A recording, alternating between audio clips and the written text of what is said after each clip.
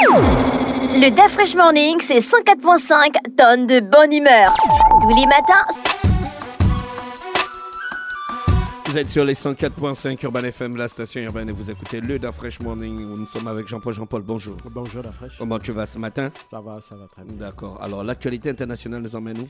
On va en Russie et en Ukraine pour parler à la fois de la disparition de l'opposant, de celui qui est considéré par les Occidentaux comme l'opposant numéro 1, ou qui était considéré par les Occidentaux comme l'opposant numéro 1 de Vladimir Poutine, à savoir Alexei Navalny, qui est décédé vendredi passé, donc le 16 février, dans une colonie pénitentiaire. C'est la colonie pénitentiaire numéro 3 de l'Oblast de Vladimir. C'est situé au nord de la Russie, en Sibérie. Il faut savoir que Alexei Navalny, depuis en fait 2014-2015, avait été condamné à plusieurs peines d'emprisonnement. D'abord, une première peine en 2014-2015 de 8 ans d'emprisonnement pour escroquerie, mais il n'avait pas purgé la totalité de sa peine, puisqu'il bénéficiait encore plus ou moins d'une certaine semi-liberté. Et donc, lorsqu'en 2020, il avait échappé à une tentative d'empoisonnement, tentative que les Occidentaux ont imputée à Vladimir Poutine, celui-ci avait bénéficié d'une prise en charge médicale, notamment en Allemagne, où il avait séjourné durant à peu près 8 mois. Et en 2021, il avait décidé, contre l'avis de ses alliés, de regagner la Russie. Et donc, une fois qu'il était rentré, il avait été aussitôt arrêté, jugé et condamné à une peine de 19 ans d'emprisonnement pour extrémisme. Et donc, c'est la raison pour laquelle il avait d'abord été envoyé dans une première colonie pénitentiaire située à peu près 250 km au nord de Moscou, la colonie qui est située dans l'Oblast qui s'appelle l'Oblast Vladimir. Et on sait que depuis le début de cette année, en réalité, il avait été, depuis même le début du mois de février, il avait été déplacé un peu plus à l'intérieur des terres vers en Sibérie. Et donc, la dernière image que l'on a eue de lui vivant, c'était le 11 février dernier, où il apparaissait au cours d'un procès qui lui avait été imputé et durant lequel il semblait encore en bonne forme, et il tenait sur ses jambes et avait l'air joyeux. Dans la foulée, je crois le 12 février, sa mère dit qu'elle lui avait rendu visite et qu'elle l'avait trouvé en assez bonne forme. Et donc jusqu'à présent, on ne connaît pas les raisons exactes qui ont causé sa mort. Tout ce que l'on sait, c'est à travers une information officielle qui a été faite par le service fédéral des peines pénitentiaires, qui a expliqué que Alexei Navalny, au cours de sa promenade quotidienne, avait fait un malaise, et en dépit de toutes les tentatives pour essayer de le réanimer, celui-ci, les médecins, les urgentistes n'avaient rien pu faire. Il avait été rapidement transféré dans un hôpital de la zone, et malheureusement les médecins aussi n'ont pas pu le réanimer. Donc il est décédé à la suite de ce malaise-là. Alors reste que depuis à peu près 3 jours, on était sans nouvelles de là où se trouvait son corps. Sa mère, les membres de son association, son épouse, sa veuve, avaient fait le déplacement pour essayer d'entrer en possession de son corps. En vain, on leur a expliqué que le corps avait été déplacé vers une autre ville et que ce n'est que hier que le gouvernement, du moins les services officiels, les services publics russes, ont expliqué que pour des raisons d'enquête, ils vont garder le corps d'Alexei Navalny pendant 15 jours, et donc pour essayer de comprendre les raisons de sa disparition. Alors bien entendu, depuis là, on attend tout un concert de protestations, essentiellement qui viennent des pays occidentaux, parce qu'on a l'impression, quand certains journaux ont dit que le monde entier s'était le monde entier avait été choqué par la disparition d'Alexei Navalny. Non, ce sont les Occidentaux qui étaient choqués, parce que il faut savoir que les problèmes intérieurs russes n'intéressent pas beaucoup la communauté internationale, en dehors des Occidentaux. Donc, ce sont les Américains, ce sont les Européens, l'Union européenne, par la voix de Charles Michel, le président de la Commission européenne, par la voix de Joseph Borrell, le vice-président de la Commission européenne chargé des relations extérieures, c'est Joe Biden, et puis les chefs d'État et de gouvernement européens qui se sont tous fendus de communiqués ou de déclarations condamnant, d'abord accusant Vladimir Poutine d'être le responsable de la mort d'Alexei Navalny, et accusant cette fois-ci encore le gouvernement russe de vouloir soit cacher des preuves ou de faire preuve d'un manque d'humanité parce ils veulent cacher le corps d'un individu. Donc, bref, c'est que les Russes ne respectent pas les droits de l'homme. Alors, c'est quand même assez étonnant parce que quand on parle de droits de l'homme, je vais faire une petite parenthèse. Il ne faut pas oublier que lorsque Oussama Ben Laden avait été assassiné, eh ben son corps n'a pas été remis à sa famille. Il faut savoir qu'Oussama Ben Laden avait été assassiné. Mais c'est un terroriste. Et non, même le terroriste, il a des droits. D'accord ? Il a des droits. C'est ce que disent les défenseurs de la démocratie, les défenseurs des valeurs universelles. Les Occidentaux, ils disent que quel que soit ton statut, tu as des droits et donc tu dois bénéficier de ces droits-là. Alors, ça n'a pas empêché les Américains, qui sont les champions du monde de la défense des valeurs universelles, des droits de l'homme et autres, de cacher le corps de Oussama Ben Laden officiellement pour que sa tombe ne soit pas devenue une espèce de sanctuaire pour les terroristes. Mais bref, ça veut donc dire que le fait qu'on accuse, si tant que c'est vrai, parce que pour le moment, on va voir, les autorités russes ont dit conserver le corps 15 jours, on va voir au-delà de ces 15 jours si le corps va être effectivement remis à la famille d'Alexei Navalny. Mais c'est pour ouvrir une parenthèse pour dire que si tu veux, le fait qu'on ne remette pas on n'applique pas, on ne respecte pas les droits de l'homme pour certaines catégories d'individus de la part des Occidentaux, c'est pas nouveau en soi. Donc, ils n'ont pas la palme d'or du respect de la dépouille d'un individu. Ça, c'est la petite parenthèse que je voulais faire.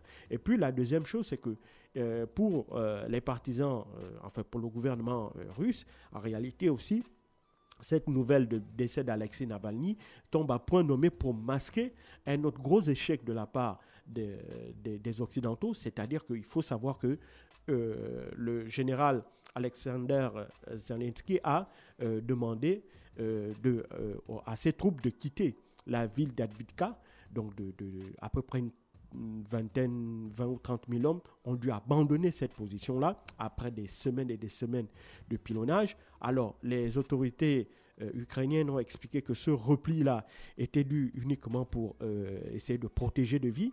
Et donc, ils sont allés se mettre dans une position qu'ils jugent meilleure pour, évidemment, dans une position de la ligne de front qu'ils jugent meilleure que celle à Avdiivka. Il faut aussi savoir que au cours des dernières semaines, les Ukrainiens se plaignaient du fait qu'ils n'avaient pas suffisamment d'aide en termes d'armes et de munitions. J'en avais même parlé ici. Et que, étant donné ce rapport de force-là qui était totalement en faveur des Russes, il ne leur était plus possible de continuer de tenir leur position. Alors, dans la même foulée, il faut savoir que le président Volodymyr Zelensky sort d'une mini-tournée en Europe où il était au Royaume-Uni, en France et en Allemagne. Avec ces trois pays, il a signé des accords de défense. Alors, ces accords de défense-là, qu'est-ce que ça dit? D'abord, ces accords de défense vont rentrer en activité, vont prendre effet à la fin de la guerre, mais on ne sait pas quand la guerre va s'achever. Et donc, dans ces accords de défense, c'est que la France, l'Allemagne et le Royaume-Uni allaient soutenir l'Ukraine en cas de nouvelle attaque ou de nouvelle invasion. Mais sauf que, bien entendu, dans la foulée, le Royaume-Uni a par exemple expliqué qu'elle allait accorder une rallonge nette supplémentaire de 2,5 milliards de livres sterling. La France également a décidé d'apporter une aide supplémentaire d'à peu près une 60aine de millions d'euros. Et la même chose pour l'Allemagne qui a aussi réitéré sa volonté de continuer à soutenir l'Ukraine.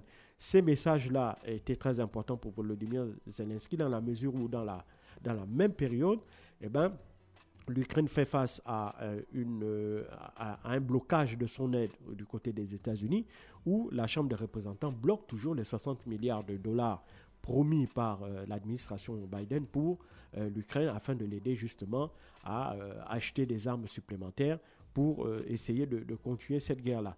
Or, on le sait, les républicains sont extrêmement réticents au fait que l'on remette une telle somme. Ils veulent que cet argent soit plutôt utilisé pour régler les problèmes internes des États-Unis, notamment les problèmes liés à l'immigration massive à la frontière avec le Mexique.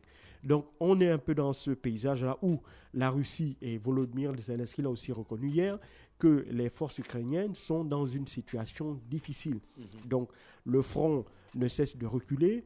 Les Russes n'hésitent plus à avancer, à continuer leur tactique qui est très simple, hein. C'est-à-dire que pendant des semaines, voire des mois, ils ne cessent d'intensifier les pilonnages. Et une fois que, évidemment, tout est rasé, l'ennemi sera en infériorité. Il n'aura plus la capacité de pouvoir défendre lorsque les troupes au sol vont amorcer leurs attaques. Et donc, pour répondre à cette intensification des bombardements russes, il faudrait en face autant de capacité à pouvoir bombarder comme les Russes. Or, comme je l'ai dit, le rapport est de 1 sur 7, c'est-à-dire que quand les Ukrainiens tirent un obus, les Russes en tirent 7. Certains même disent que dans certaines zones, ça monte jusqu'à 10. Le rapport, c'est de 1 à 10. Et donc, ce qui fait que c'est vraiment très, très déséquilibré. Et les Européens qui avaient promis 1 million d'obus cette année, en 2024, à l'Ukraine, eh ben, ils ont déjà expliqué qu'ils ne pouvaient pas atteindre cet objectif. Ils l'ont réduit de moitié, donc à peu près 500 000 obus. Mais ces 500 000 obus ne seraient pas disponibles avant les mois de mai ou juin prochain.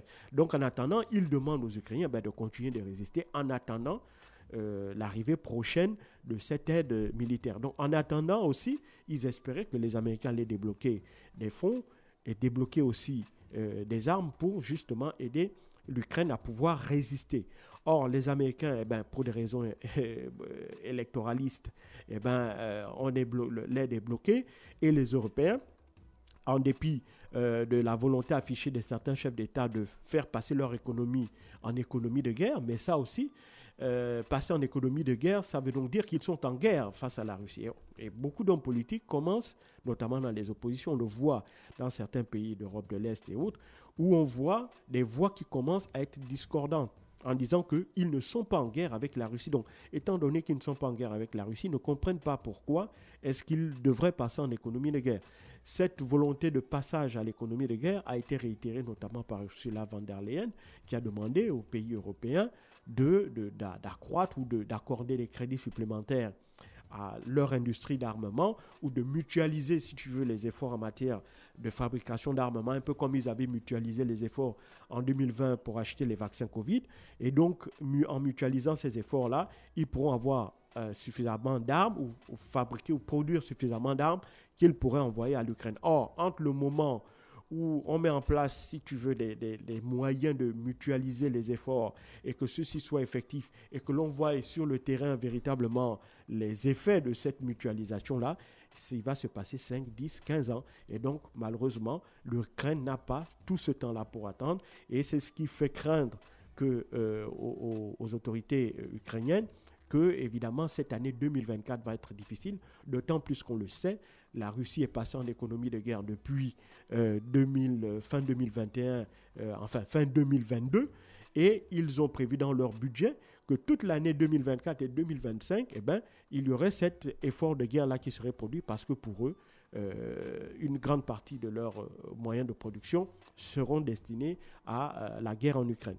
Donc on est un peu dans cette situation-là et c'est ce qui fait craindre en réalité que lorsque l'on regarde dans le fond, il est peu probable que l'Ukraine puisse remporter ce conflit-là, comme n'a cessé de le dire et répéter encore Vladimir Poutine, lors de son interview qu'il avait accordée au journaliste américain Carlson Tucker. Il a expliqué que la Russie ne peut pas perdre parce que la Russie a mis tous les moyens qu'il faut et la Russie est préparée justement à ne pas perdre cette guerre, contrairement à ce qu'affirment les Occidentaux. Merci Jean-Paul avec nous ce matin sur les 104.5 Urban FM, la station urbaine dans l'Uda Fresh Morning. On reste connecté sur les 104.5, on fait un tour en musique et on se retrouve juste derrière. Le Da Fresh Morning, c'est 104.5 tonnes de bonne humeur. Tous les matins,